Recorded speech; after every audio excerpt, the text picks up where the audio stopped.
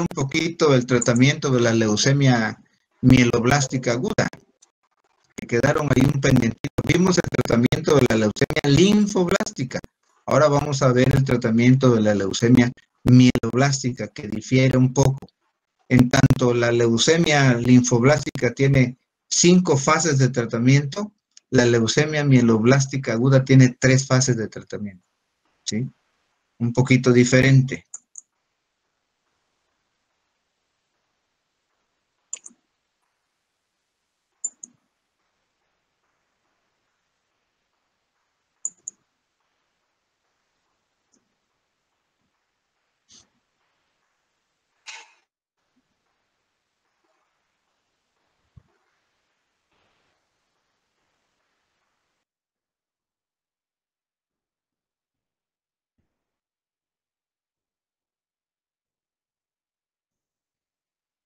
Bueno, entonces vamos a ver el tratamiento de la leucemia mieloide aguda y luego vamos a entrar al tema de la leucemia granulocítica crónica. Entonces, decíamos que la leucemia mieloide aguda tiene 3 etapas de tratamiento. Una que se llama inducción a la remisión, otra que se llama consolidación y una que se llama mantenimiento, ¿sí? Entonces, en cuanto a la inducción a la remisión, ya saben ustedes qué significa inducción a la remisión. Aquí lo que hacemos es que prescribimos 2 ciclos de arabinósido de citosina por 7 días, más 3 ciclos de daunorubicina o doxorubicina, cualquiera de las dos, no las dos, ¿sí? Por 3 días. Luego, en la etapa de consolidación, utilizamos el arabinósido de citosina, el etopósido y la 6-mercaptopurina. Y en lo que se refiere al mantenimiento, la etapa de mantenimiento, seguimos utilizando el arabinósido de citosina, la famosa ARA-C, más daunorubicina o doxorubicina, cualquiera de las dos, no las dos, por favor, porque son cardiotóxicas, son muy peligrosas estos medicamentos. Dice, alternando cada 3 semanas con arabinósido de citosina más etopósido. Importante también en esta leucemia, a últimas fechas ya se está utilizando la profilaxis del sistema nervioso central que se hace a través de la punción lumbar. ¿Por qué? Porque aunque está un poco en discusión si estos mieloblastos invadan el sistema nervioso central o no. Hay por allí unos estudios de investigación que se hicieron recientemente que dicen que el 34% de las leucemias mieloblásticas agudas pueden infiltrar el sistema nervioso central. Por lo tanto, se tiene que dar quimioterapia al sistema nervioso central y esto cambiaría el panorama que normalmente se hacía. Entonces ahora serían ya 4 fases de tratamiento, una de inducción a la remisión, otra de consolidación, una de quimioprofilaxis al sistema nervioso central y una de mantenimiento. Bueno, vamos a ver entonces. Hay varios esquemas de tratamiento, ¿sí?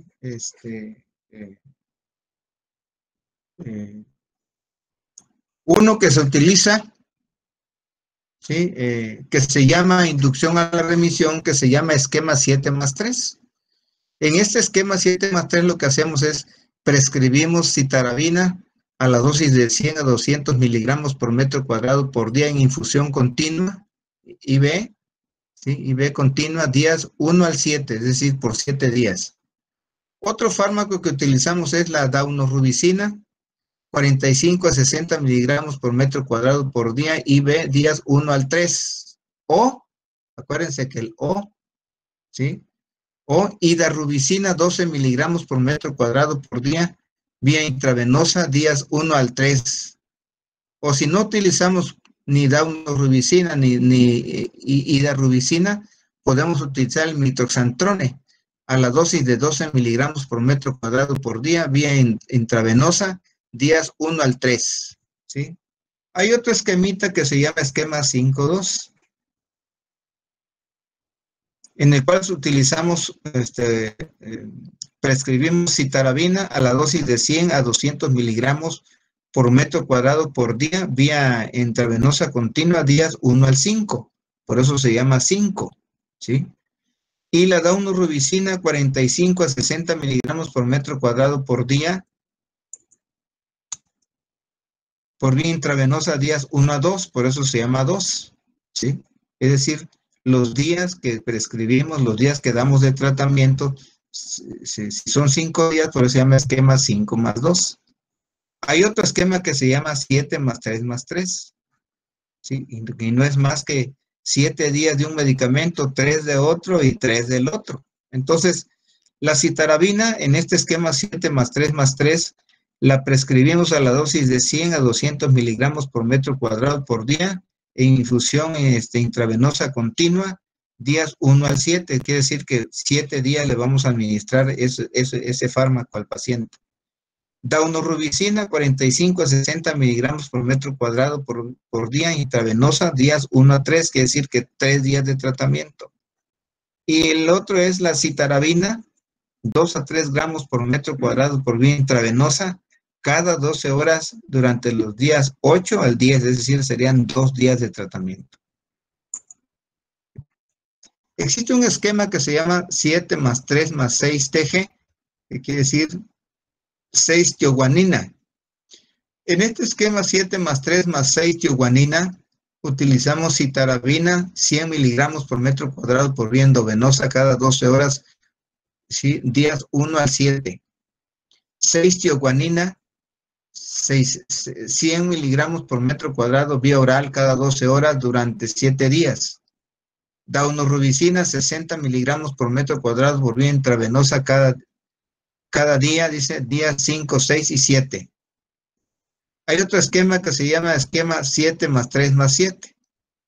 Y en este esquema, la citarabina la vamos a prescribir a la dosis de 100 miligramos por metro cuadrado por día, vía intravenosa continua, días 1 al 7.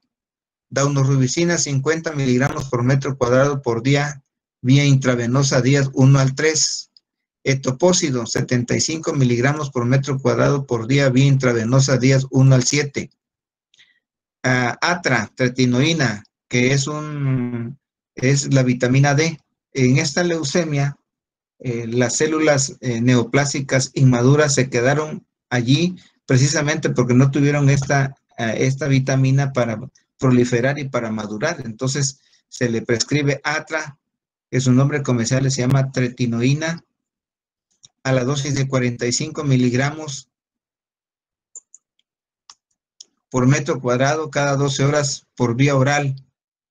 En cuanto a la fase de consolidación, utilizamos el esquema 7 más 2. En el esquema 7 más 2 utilizamos citarabina a la dosis de 100 a 200 miligramos por metro cuadrado por vía intravenosa continua, días 1 al 7. Daunorubicina, 45 a 60 miligramos por metro cuadrado por día, vía intravenosa, días 1 al 2. Y se pueden dar dosis altas de citarabina de 1 a 3 gramos por metro cuadrado cada 12 horas por vía intravenosa, 8 a 12 dosis durante 2 a 4 ciclos con o sin etopósido a la dosis de 400 miligramos por metro cuadrado por vía intravenosa, días 1 al 3. Bueno, este es el esquema que más se emplea, ¿sí? Pero quise darles también el otro para que vean que existen varios esquemas de tratamiento. Aunque ustedes no van a hacer el tratamiento, pero sí es necesario que entiendan y que sepan de que hay varios medicamentos que se utilizan. Si son curiosos, vean cuántos fármacos utilizamos en un mismo paciente. Como 10 o 12 medicamentos. Eso es mucho, por eso es poliquimioterapia. Para que la quimioterapia antineoplásica sea efectiva en un paciente con cáncer de la sangre, se tienen que asociar muchos fármacos. Un fármaco solo no hace absolutamente nada. Se tienen que asociar muchos medicamentos, ¿sí? Para que logren hacer sinergia y logren destruir las células cancerígenas. Entonces, en los esquemas típicos tenemos en la fase de inducción, utilizamos prednisona a la dosis de 60 miligramos por metro cuadrado por día. vía oral durante 22 días. Vincristina 1.5 miligramos por metro cuadrado dosis, vía intravenosa días 1, 8, 15 y 22. Daunorubicina 40 miligramos por metro cuadrado por dosis, vía endovenosa días 1, 8, 15 y 22. L-asparaginasa 10.000 unidades internacionales por metro cuadrado por vía intramuscular, días 8, 10, 12, 15, 17, 19, 22, 24 y 26 del tratamiento de la fase de tratamiento de la inducción. También podemos administrar en esta misma fase de inducción triple tratamiento intratecal. Y aquí utilizamos el metotrexate, el arabinósido de citosina y la dexametasona. ¿A qué dosis? El metotrexate a 15 miligramos, la arabinósido de citosina 36 miligramos y la dexametasona 4 miligramos. ¿Cómo se los administramos? Durante el día 1 y el día 15.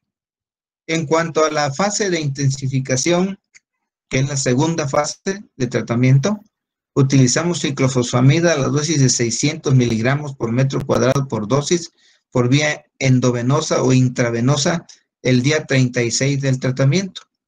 Arabinósido de citosina 75 miligramos por metro cuadrado de superficie corporal, días 36, 39, 43, 46, 50, 53 y 57, 60. ¿Sí? Es decir, cada 3 días, más o menos. Y la 6-mercaptopurina, ¿sí? A la dosis de 60 miligramos por metro cuadrado, días del 0 al 28, ¿sí? Por vía oral. Y el triple tratamiento intratecal, vamos a utilizar lo mismo, metotrexate, arabinósido, citosina y dexametasona. ¿Qué dosis? 15, 36 y 4 miligramos, los días 36, 43, 50 y 57.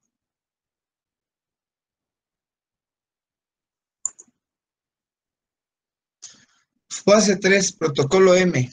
6-mercaptopurina, 60 miligramos por metro cuadrado.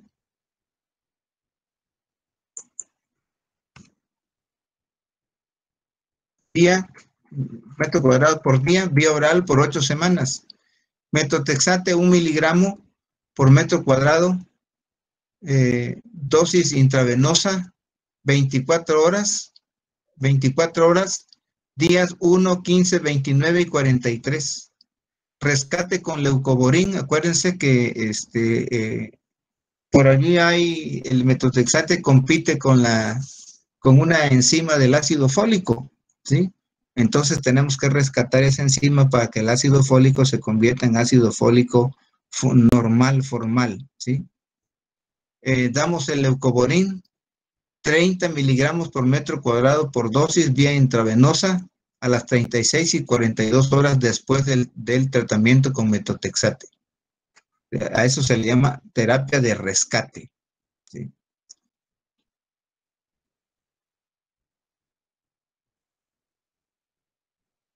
Y damos 3 miligramos por metro cuadrado por dosis a las horas 54, 66 y 78. ¿De qué vamos a dar? De leucovorin. Aquí son 30 miligramos. No 3. Triple esquema intratecal, metotrexate, ARA-C, dexametasona. 15 de metotrexate, 36 de arabinósido citosina y 4 de dexametasona, días, miligramos por día, días 1, 15, 29 y 43. La fase 4, que es una fase de reinducción, utilizamos dexametasona 10 miligramos por metro cuadrado, oral, días 1 a 7, 8 miligramos metro cuadrado día oral, días 8 al 14, y 6 miligramos metro cuadrado día oral, días 15 y 22. Si se dan cuenta, vamos disminuyendo los corticoides, ¿sí? En esa misma fase de reinducción utilizamos la vincristina, 1.5 miligramos por metro cuadrado. por día, vía intravenosa, días 1, 8, 15 y 22. Adriamicina, 30 miligramos por metro cuadrado días por día, intravenosa, días 1, 4, 8, 15 y 22. Y L-esparaginasa, 10.000 unidades internacionales por metro cuadrado por día, por vía intramuscular, días 1, 4, 8 y 12.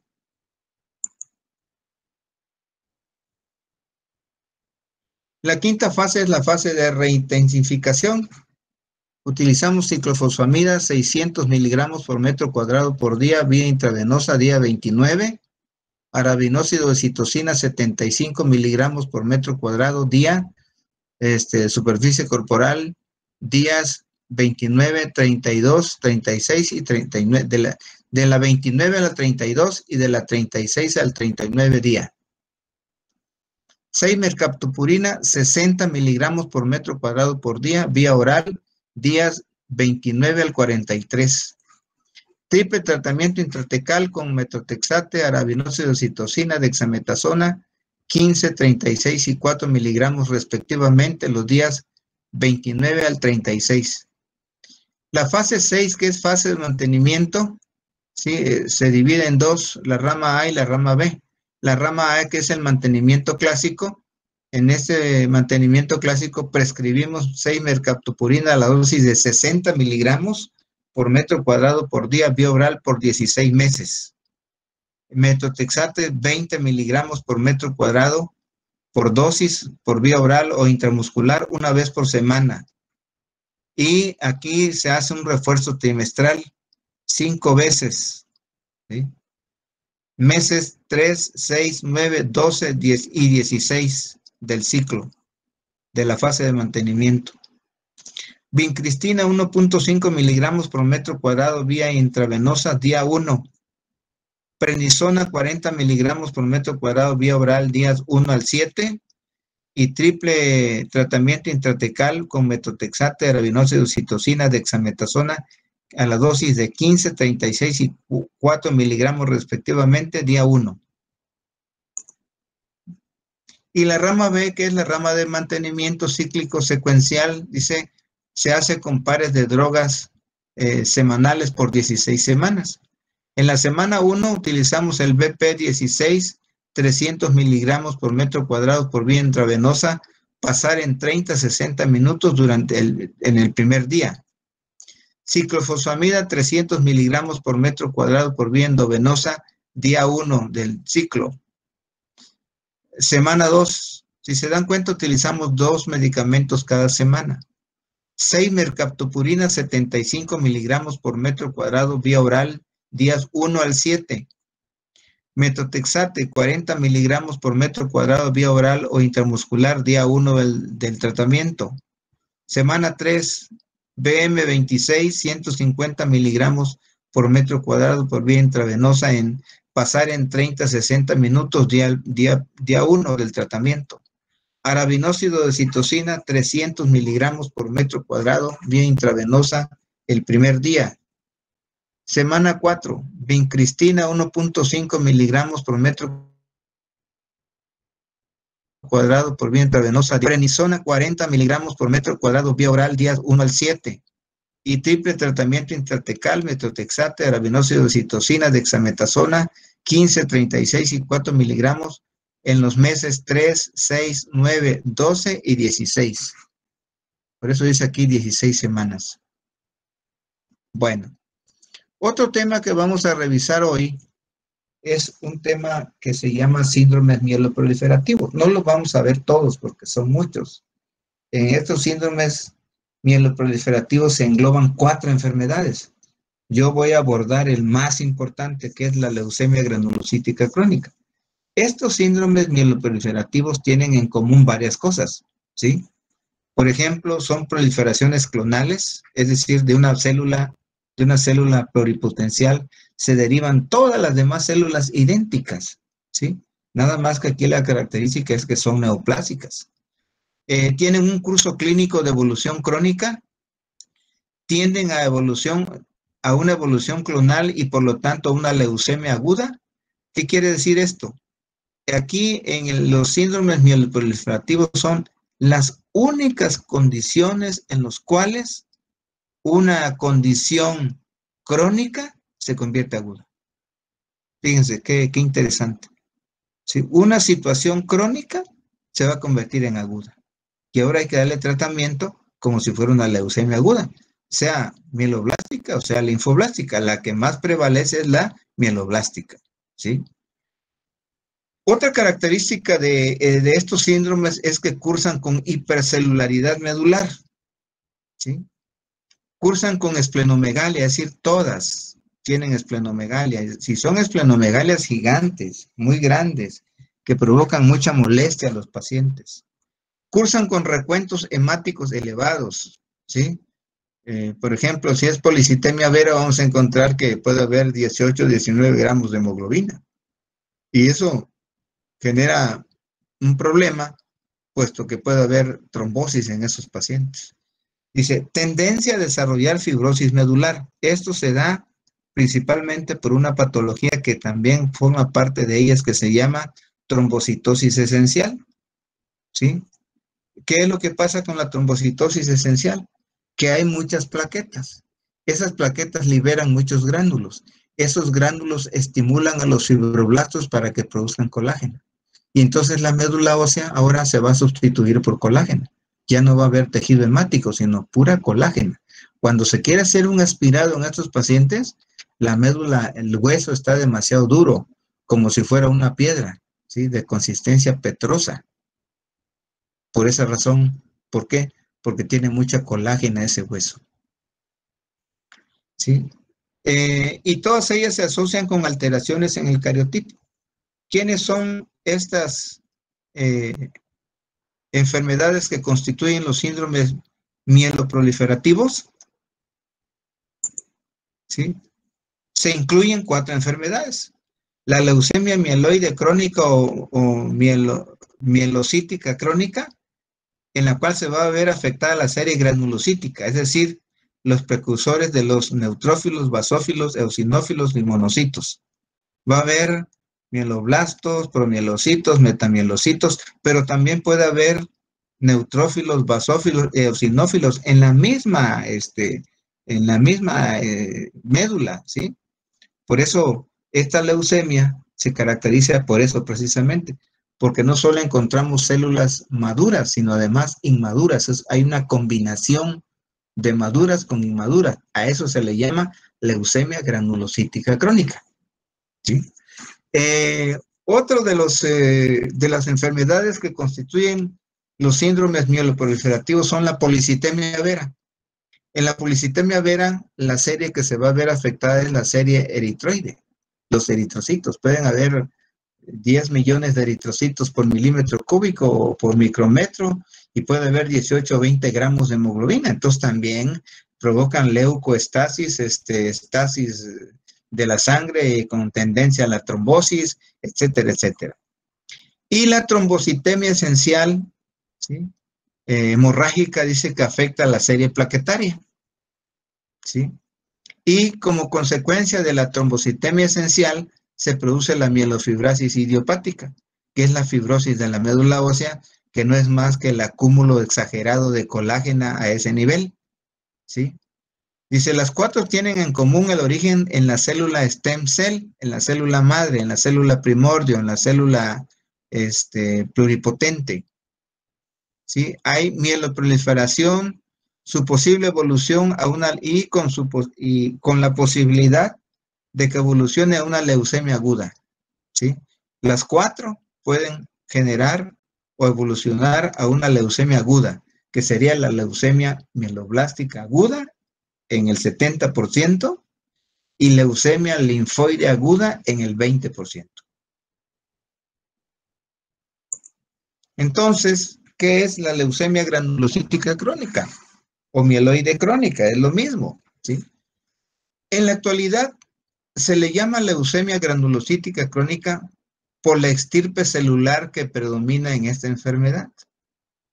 Es uno de los llamados síndromes mieloproliferativos, padecimientos que se caracterizan por mieloproliferación monoclonal que involucra linajes múltiples, ¿sí? Ya sea linfoides o mieloides, que conservan, dice, un grado variable de maduración celular.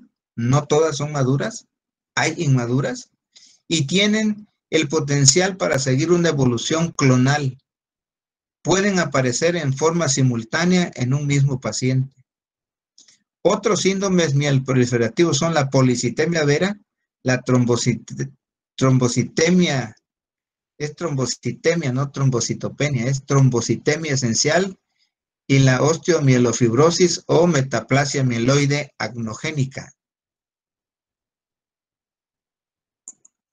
Desde el punto de vista de su definición, la leucemia granulocítica crónica, ¿sí?, es una neoplasia mieloproliferativa crónica clonal con origen en una stem cell, en una célula madre pluripotencial, que es común a las tres series hematopoyéticas, los leucocitos, los eritrocitos y las plaquetas, y cuya alteración molecular, ¿sí?, está en el reordenamiento del gen BCR-ABL, que origina una proliferación caracterizada por una marcada leucocitosis granulocítica con hiperplasia granulocítica de la médula ósea.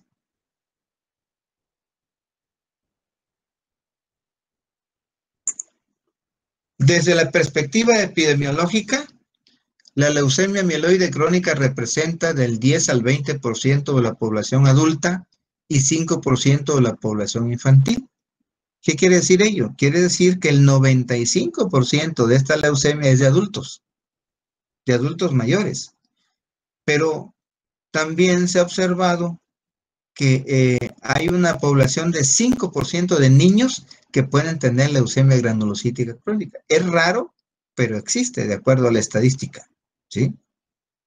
¿Por qué? Porque hemos dicho que las leucemias agudas son las más frecuentes. Las leucemias linfoblásticas son más comunes en los niños, y de las linfoblásticas, la M1 es frecuente en niños, ¿sí? Porque acuérdense que había L1, L2 y L3. La L1 es la de los niños, ¿sí?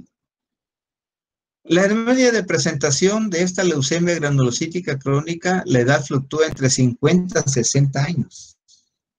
30%, o sea, estaríamos hablando de un 70% que se puede presentar a los 50 o los 60 años. Como pueden observar, es una leucemia de adultos, ¿sí? 30% puede presentarse después de los 60 años. La leucemia granulocítica, la leucemia mieloide crónica o granulocítica crónica representa la quinta parte de todos los casos de leucemia detectados en Estados Unidos, ¿sí? Es la leucemia crónica más frecuente, con una relación de 3:1, es decir, 3 hombres por una mujer, en comparación con la leucemia linfocítica crónica. La incidencia de esta leucemia es menor a 1 por cada 100,000 habitantes. Otros autores dicen que 1.5 por cada 100,000 habitantes, como vamos a verlo por acá ahorita, ¿sí? Ahí está. La incidencia es de 1 a 1.5 por 100,000 habitantes. Su incidencia aumenta con la edad, de 40 a 50, 60, 70 años, ¿sí? Es más frecuente en varones, decíamos, 3:2, 3 varones por 2 mujeres, y en niños se encuentra entre 3 a 5% de las leucemias en general. Es decir, no porque sea niño, no quiere decir que no pueda padecer una leucemia granulocítica crónica. Sí puede, pero es excepcional. ¿Por qué? Porque estadísticamente se dice que solamente del 3 al 5% de los niños pueden padecer leucemia granulocítica crónica. Lo que quiere decir que entre un 95 a un 97% esta leucemia es propia de la gente adulta.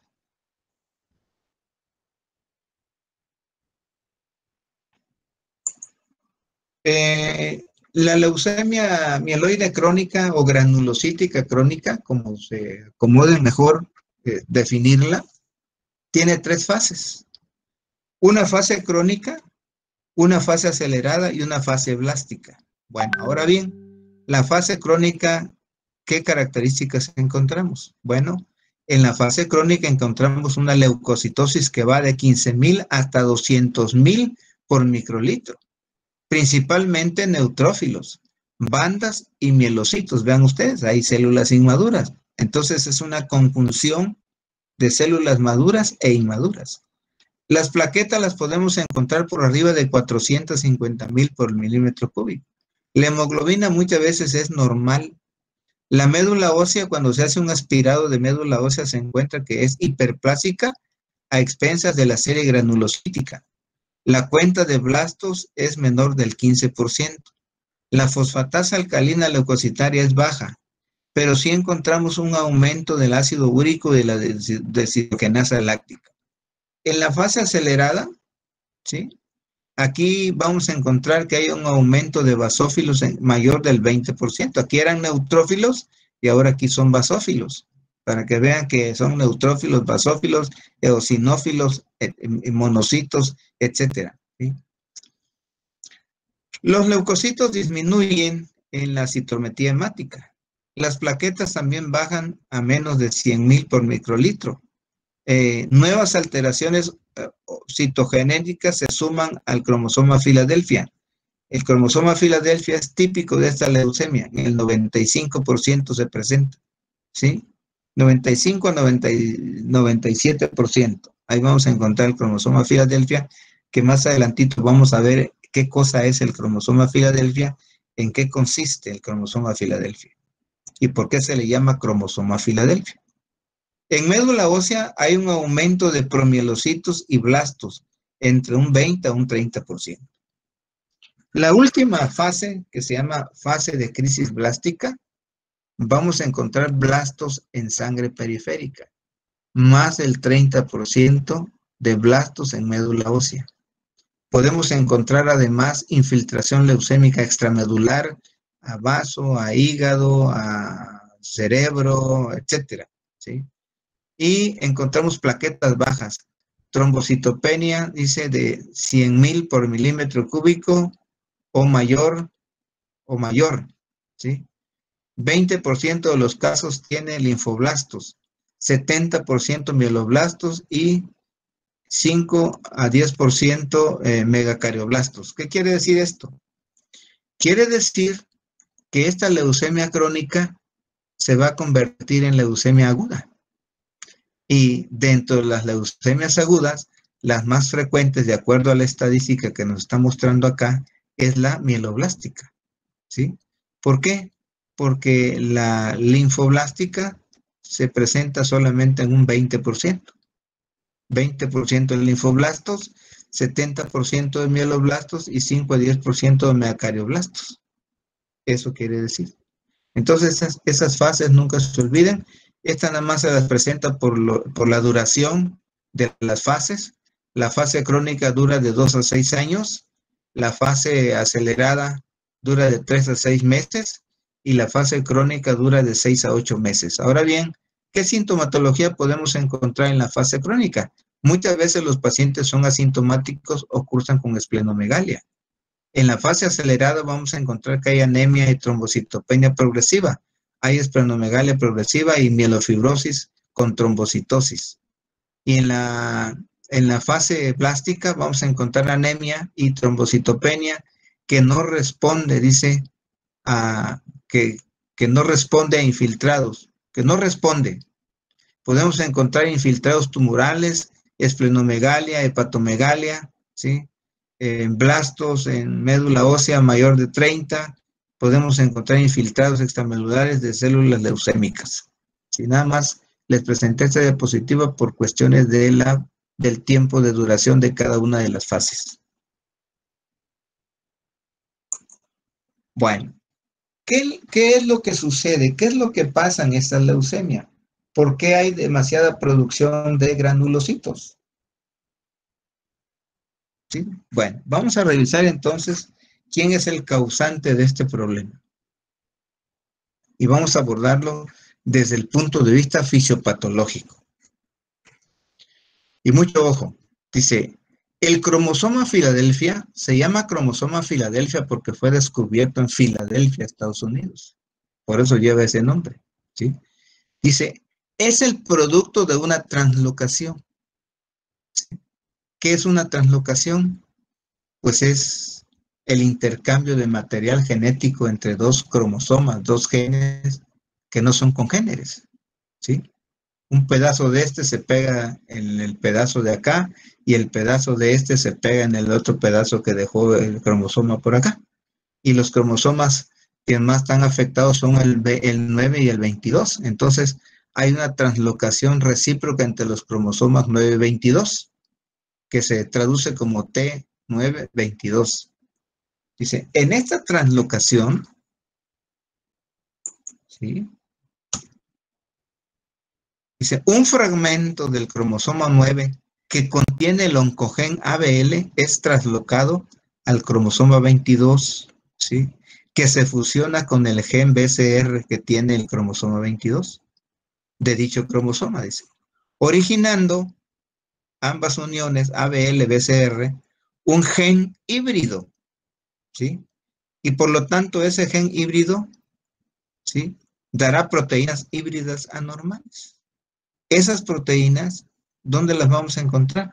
En los gránulos de las células de la sangre, de los granulocitos, que todos son granulocitos. A excepción de los eritrocitos, todos son granulocitos. Las plaquetas tienen gránulos, los neutrófilos, basófilos, eosinófilos tienen gránulos, los monocitos tienen gránulos. El gen de fusión quimérico BCR-ABL es responsable de la producción de la oncoproteína tirosina sinasa BCR-ABL. Dicha proteína tiene actividad de tirosina sinasa no controlada, porque hay una tirosinasa que es controlada, que está regulada por las protooncogenes, ¿sí? Esta no, esta está libre. Entonces, como está libre, desregula, dice, la proliferación clonal. Disminuye, por otra parte, la adherencia de las células leucémicas al estroma de la médula y protege a las células leucémicas de la muerte celular programada normal, que se llama apoptosis. Yo les he dicho que las células de las leucemias o las células de los cánceres son células inmortales. Y son inmortales precisamente porque tanto en su membrana como en su citoplasma expresan una proteína que se llama BCL2, que es la que las protege de la apoptosis. Entonces, como las protege de la apoptosis, se van acumulando. Se van acumulando en el hígado y el hígado crece. Se van acumulando en el vaso y el vaso crece. Se van acumulando en los ganglios y los ganglios crecen. Y se van acumulando así sucesivamente y vamos teniendo sintomatología propia del crecimiento celular, ¿sí? Pero bien, ¿qué causó esta proteína, tirosina sinasa? ¿Y cómo se dio? ¿Verdad? A través de una translocación, es decir, el intercambio de material genético entre dos cromosomas que no son iguales. Entonces, si no son iguales, pues van a producir una proteína anormal, una proteína que no está controlada, que no está, pues sí, que no está controlada y que además desregula, dice, ciertos mecanismos a nivel celular. Entonces, dice, la leucemia mieloide crónica aparece cuando una célula progenitora hematopoyética pluripotente anormal inicia una producción excesiva de todas las células del linaje mieloide, neutrófilos, basófilos, eosinófilos, monocitos, etcétera, dice, principalmente en la médula ósea, pero también en localizaciones extramedulares como el vaso y el hígado. Por eso en estos pacientes encontramos una gran esplenomegalia gigante. La característica de este vaso es que es de consistencia pétrea. Es un vaso que rebasa el reborde costal izquierdo, ¿sí? Y cuando se quiere palpar, haz de cuenta que están palpando una piedra materialmente, ¿sí? Aunque predomina la producción de granulocitos, fíjense, ¿sí? El clon neoplásico incluye los eritrocitos. Por eso se afecta, y eso se le llama policitemia vera, ¿sí? Afecta a los megacariocitos, y por eso se llama trombocitosis esencial, ¿sí? Afecta a los monocitos y da leucemia mielomonocítica e incluso afecta a algunos linfocitos T y linfocitos B. Es decir, la inmunidad celular y la inmunidad humoral también están afectadas, ¿no? Y de allí que estos pacientes pues tiendan a procesos infecciosos agregados.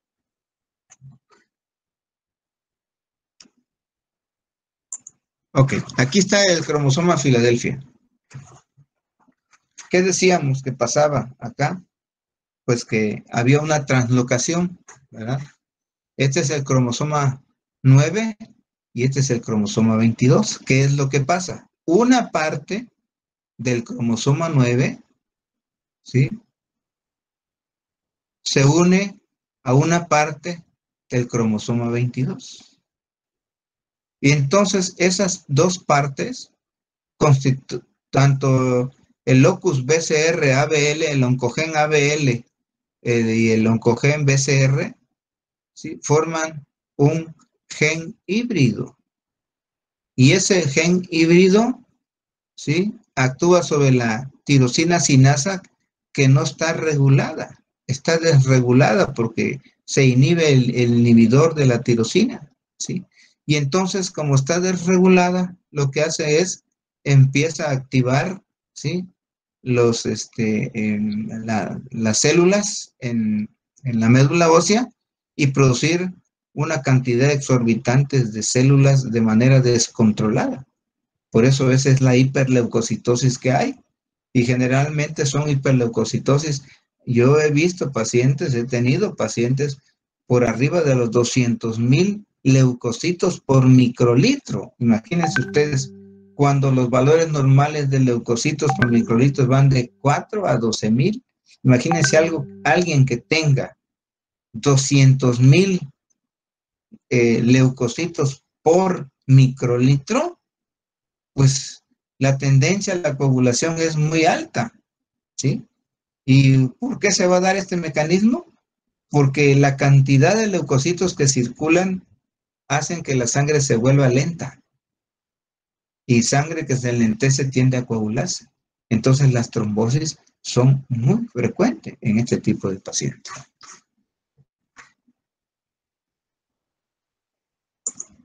Ok. ¿Cuál es el cuadro clínico que permea en esta enfermedad? Bueno, hay síntomas y hay signos. Dentro de los síntomas destaca la astenia. El paciente no quiere hacer absolutamente nada, no tiene ganas de nada. Está la baja de peso. Ya vimos la semiología de la baja del peso en las leucemias, ¿sí? Obviamente hay malestar general, el paciente se siente muy mal, ¿sí? Y máxime si tiene el hígado y el vaso crecido, con mucho más razón, ¿sí? Y precisamente por esa condición de tener el hígado y el vaso crecidos, principalmente el vaso crecido, ¿sí?, el paciente siente una sensación de opresión en el hipocondrio izquierdo por crecimiento del vaso, ¿sí? Como hay una gran hiperplasia celular en la médula ósea, hay dolores óseos. Hay un hipermetabolismo, la célula está muy acelerada, está produciendo una cantidad exorbitante, ¿sí?, de células, su metabolismo está muy acelerado, se liberan muchas sustancias, ¿sí?, producto del metabolismo. Leucoestasia, porque hay una hiperplasia de la serie granulocítica, es decir, hay muchos neutrófilos, muchos basófilos, muchos eosinófilos, muchos monocitos, y eso hace que haya enlentecimiento de la circulación con la posibilidad de que se genere una trombosis en esos pacientes. Desde la perspectiva de sus signos, vamos a encontrar fiebre. Acuérdense que la inmunidad humoral y la inmunidad celular están afectadas. Entonces, estos pacientes muy fácilmente se infectan con bacterias, con virus, con hongos, con parásitos, etcétera. Su aparato inmunológico no reacciona, no está funcionando correctamente, ¿sí? Y bueno, también como signo podemos encontrar una gran esplenomegalia. Ya les dije, la esplenomegalia es gigante, ¿verdad?, de consistencia pétrea. Por otra parte, el hígado sí crece, pero no logra llegar a crecer como crece, por ejemplo, el vaso. Y generalmente no hay crecimientos de ganglios, ¿sí? Pero sí puede haber hemorragias porque las plaquetas, que aunque hay muchas plaquetas, esas plaquetas son afuncionales, ¿sí?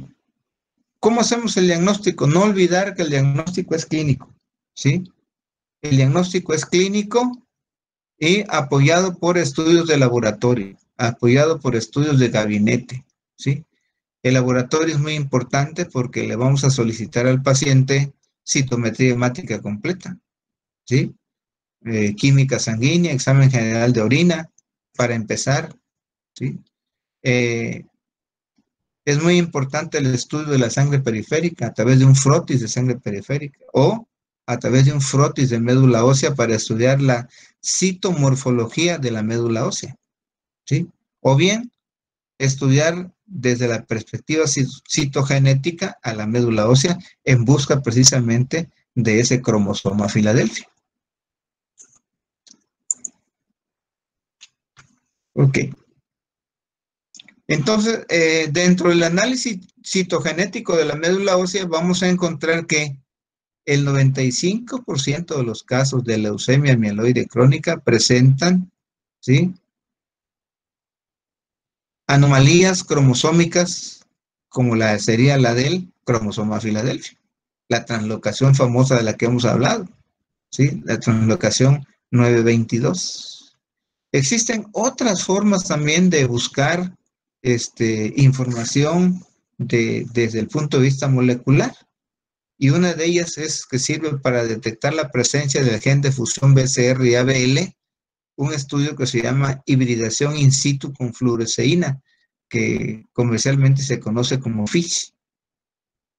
O bien, ¿sí?, detectar el gen BCR-ABL, ¿sí?, mediante un análisis molecular o cuantificar el nivel de la enfermedad que está presente, y ese estudio lo vamos a llevar a cabo con un proceso que se llama reacción en cadena de la polimerasa, la PCR.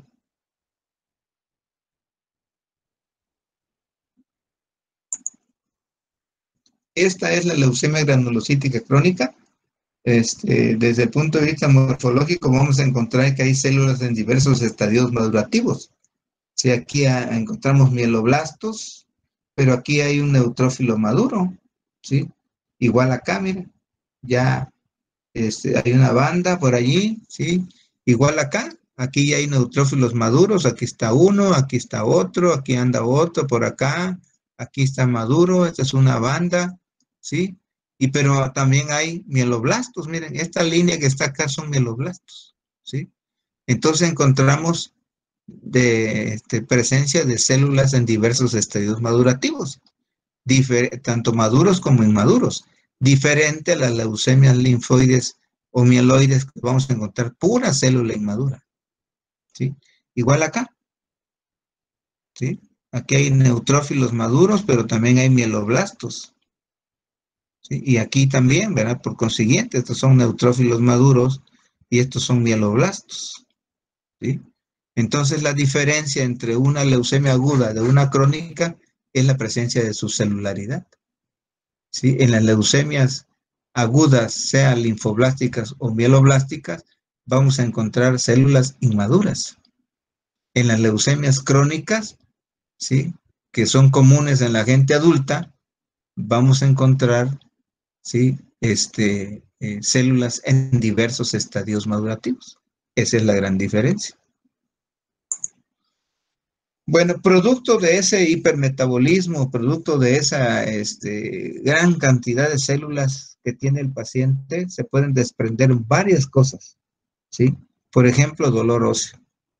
La hiperplasia medular es tanta la cantidad de células que se están produciendo en el interior de la médula ósea, ¿sí?, que están elongando las terminaciones nerviosas y por eso hay dolor, ¿sí? Hay hemorragias porque a pesar de que hay muchas plaquetas, o a veces hay pocas plaquetas, ¿sí?, el paciente puede sangrar. ¿Por qué? Porque sus plaquetas están hipofuncionantes o afuncionales. No hay adhesión, no hay agregación plaquetaria, porque están enfermas, porque son plaquetas cancerígenas. Acuérdense que al principio decíamos que se afectaban las 3 líneas celulares, los granulocitos, las plaquetas y los eritrocitos. ¿Sí?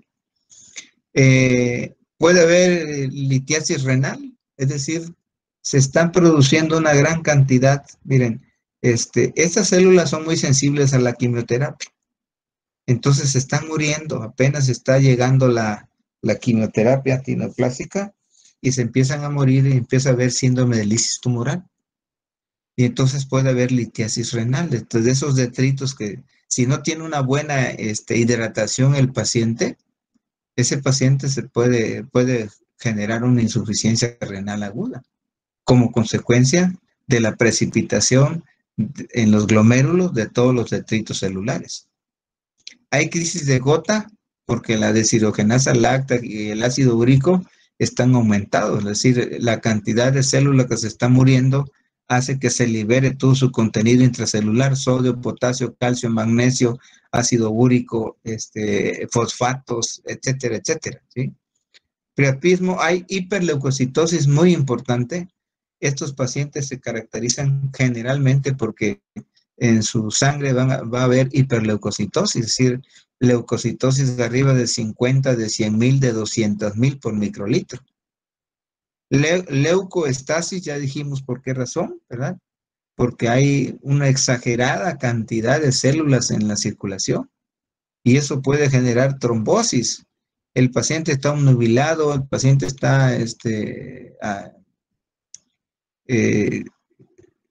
está mareado, se siente muy mal porque no le llega suficiente oxígeno a la neurona. ¿Por qué? Porque hay leucoestasis, ¿sí?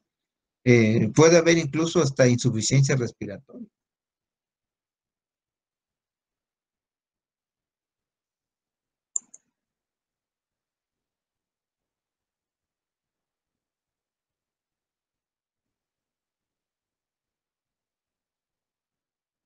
Bueno, vamos a dejarlo ahí, muchachos. Mañana vamos a ver un poquito del tratamiento, sí, y un poquito de todo lo que concierne al tratamiento, ¿no? Los apoyos que hay que darle al paciente y el tratamiento medicamentoso. Entonces, mañana veríamos eso. No sé si hay alguna pregunta, alguna duda. Yo creo que hay muchas. No, Bueno, acuérdense que tienen que estudiar también ustedes para que me entiendan lo que yo trato de decirles. Ahí está el libro del doctor Guillermo Ruiz Argüelles. Acuérdense que ahí está. De ahí estamos sacando toda la información. ¿Vale? Nos vemos mañana entonces. Que pasen bonita tarde. gracias,